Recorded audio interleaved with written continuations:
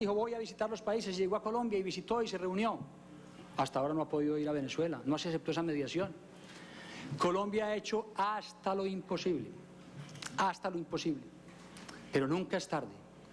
Esperamos que estas evidencias de estos nuevos hechos que muestran presencia consolidada de estos grupos que secuestran, que extorsionan y que han continuado en las últimas semanas lanzando ataques contra Colombia y que están afectando al propio pueblo venezolano, genere una reacción del gobierno de Venezuela. Y que no sea simplemente el insulto y el ataque. Por eso buscamos este escenario. Por eso dijo nuestro presidente la semana pasada, tenemos que buscar estos escenarios, este y otros, porque la presión internacional, la presión de los gobiernos, la presión de los pueblos y la presión del propio pueblo venezolano tiene que hacer que se impida la continuidad de estas bandas que tanto daño nos hacen a nosotros y a ellos y al continente. Vámonos ahora al tercer punto. Vamos a mostrar aquí algunos temas importantes y esa es una de las razones por las cuales estamos hoy aquí.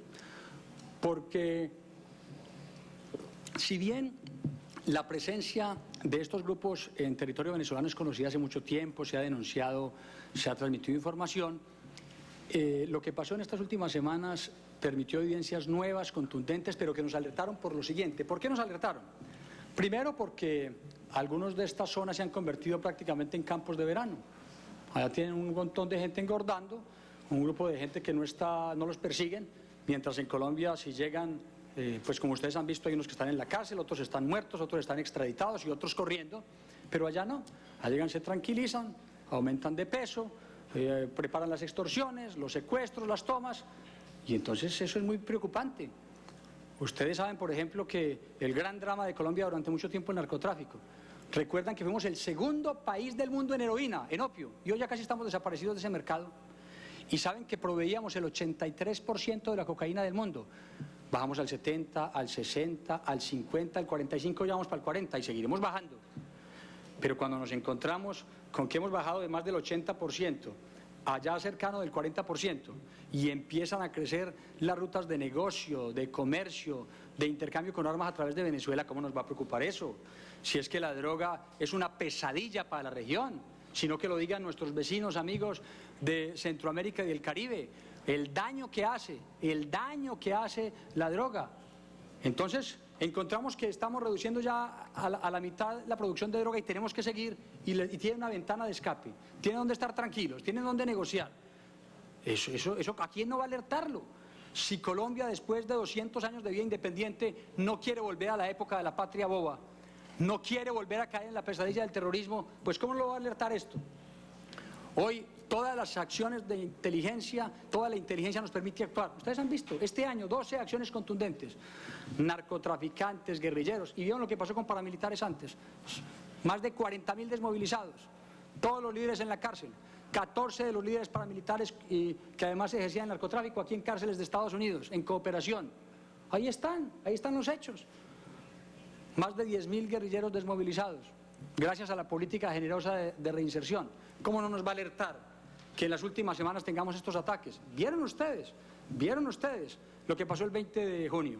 Estábamos en la segunda vuelta presidencial en Colombia, en fiesta democrática, en la mayor participación en la historia de Colombia, y pasan de Venezuela unos grupos de las FARC y nos matan a nuestra fuerza pública que estaba garantizando la libertad. Y al otro día, en Arauca, pasan de otro campamento, en ese caso del campamento de alias Pablito, a 8 kilómetros de la frontera por Colombia por un lado y a 12 kilómetros por el otro, y hacen esas masacres que ustedes vieron.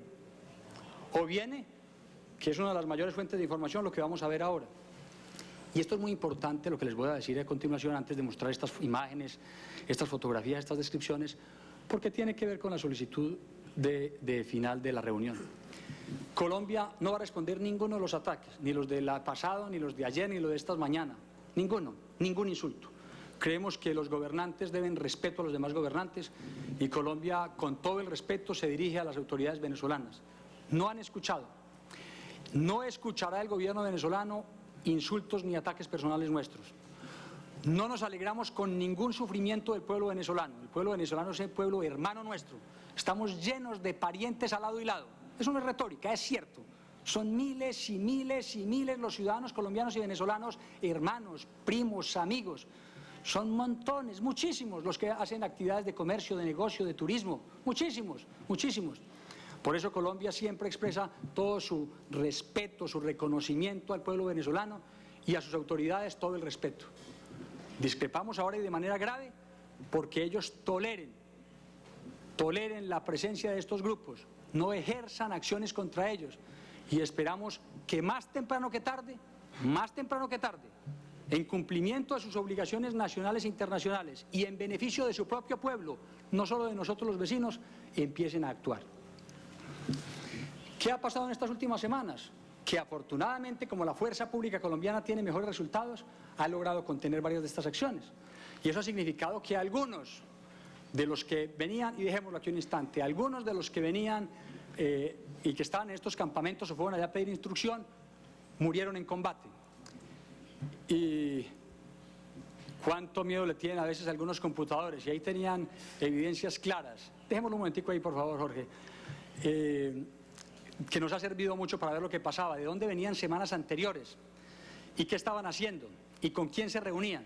Ese es un primer elemento. Aquí están, ahora vamos a hablar de estos personajes de Canaguaro y Ciro que tanto daño nos hicieron, y que murieron ahora cuando regresaron de Venezuela a Colombia y murieron en el intento de retoma de Montes de María. Pero ahí quedaban además todo el mucho del material que tenían, todo en camino de judicialización porque la información es contundente, mucho más contundente que los computadores de Raúl Reyes a los que decían que no les creían y habían visto que todo lo que decía es cierto. Dijeron que en Costa Rica había una plata enterrada, ya la encontraron. Hablaron de cuentas bancarias en 9 países y allá la están encontrando. Dieron coordenadas en varios sitios y todo está apareciendo, todo. Y las fotografías y las imágenes, todo se está verificando. Aquí son mucho más contundentes. Y todo está en camino de judicialización, comprometiendo además, y por eso es delicado, a funcionarios del gobierno venezolano. Eso es lo más delicado. Entonces, además, se capturó gente. Y en estas operaciones se ha capturado gente. Pero lo más significativo, es la entrega de gente que se ha desmovilizado. Porque, como ustedes saben, en Colombia se han desmovilizado guerrilleros más de 10.000, pero en el último tiempo se han desmovilizado más de 450, tanto de las FARC como del ELN, que llevaban más de 10 años, más de 12, 15 o 17 años en las FARC. Y ellos no salen solos, tienen buena información, tienen videos, tienen fotografías. Pero como cualquiera puede decir, como lo ha dicho el gobierno venezolano, que esos son montajes, que son historias, pues ahí están para que se verifiquen, para que se vaya a esos sitios, para que se mire si esos caminos, esos campamentos están, si esos cultivos, si las carreteras, si los funcionarios allí mencionados, si los miembros de la Guardia Nacional Venezolana los han acompañado o no. Ahí está toda esa información y es muy creciente. Y la pregunta es, ¿por qué se terminan desmovilizando? Pues muchos porque están cansados del crimen, pero lo más importante, porque ahí hay otro de los campeonatos terribles de las FARC, es porque cuando tienen la primera oportunidad se escapan, se vuelan.